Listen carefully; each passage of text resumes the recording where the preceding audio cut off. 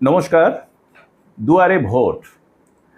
আর এই ভোটের আগে আমরা এসআইআর নিয়ে বেশ উৎকণ্ঠাতেই ছিলাম। এখনও যে নেই তা নয়, কারণ অনেকের নাম বাদ গেছে এবং অনেকের নাম অ্যাডজুডিকেশন লিস্টে চলে এসছে। তাদের ট্রাইব্যুনালে যেতে হবে। আর এই ট্রাইব্যুনাল নিয়েই অনেকের দুশ্চিন্তা ছিল যে ভোটের আগে ট্রাইব্যুনালে নাম উঠলে ভোট দেওয়া যাবে কি না। অর্থাৎ ট্রাইব্যুনাল থেকে ছাড়পত্র পেলেও বৈধ ভোটার যারা রয়েছেন তারা ভোট দিতে পারবেন কি না। তো মহামান্য সুপ্রিম কোর্ট আজ রায় দিয়ে জানিয়ে দিয়েছেন এই দুশ্চিন্তা অন্তত গেল। কারণ ট্রাইব্যুনাল থেকে সেই ডিলিটেড ভোটার বা অ্যাডজুডিকেটিভ ভোটার তারা যদি ছাড়পত্র পেয়ে যায় তাহলে তারা ভোট দিতে পারবে এবং অতিরিক্ত ভোটার লিস্ট প্রকাশিত হবে ভোটের দুদিন আগে অন্তত। তো আমরা জানি 23 তারিখে ভোট রয়েছে।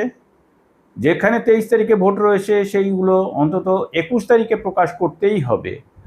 আর যেখানে 29 তারিখ ভোট রয়েছে তার আগে অর্থাৎ 27 তারিখে সেখানকার নাম প্রকাশ করতে হবে। এই যে প্রকাশ করতে হবে আর সেই নাম প্রকাশের পর তারা যদি বৈধ ভোটার সেই তালিকায় এসে যায় তাহলে তারা কিন্তু ভোট দিতে পারবে। এটাই কিন্তু সুখবর এবং এটাই একটা ভালো কথা যে বৈধ ভোটার যেন একটিও বাদ না যায় ভোট দানের প্রক্রিয়া থেকে।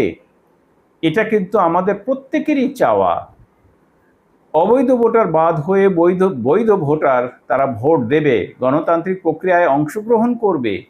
এটাই তো গণতান্ত্রিক উৎসবের সবচেয়ে বড় দিক বা গণতান্ত্রিক উৎসবের সবচেয়ে বড় আনন্দ। তো আমরা আশা করব যে খুব দ্রুত বৈধ ভোটার যাদের নাম বাদ গেছিল বা অ্যাডজুডিকেশনে চলে গিয়েছিল ট্রাইব্যুনালে গিয়ে তাদের নাম আবার ভোটার তালিকায় উঠবে এবং তারা যথারীতি 23 তারিখ এবং 29 তারিখে ভোটদান প্রক্রিয়ায় অংশগ্রহণ করতে পারবেন। যাই হোক, আগামী ভোট ভালোভাবে হবে, সুষ্ঠুভাবে সম্পন্ন হবে এই আশা নিয়ে শেষ করছি। ভালো থাকবেন, সুস্থ থাকবেন।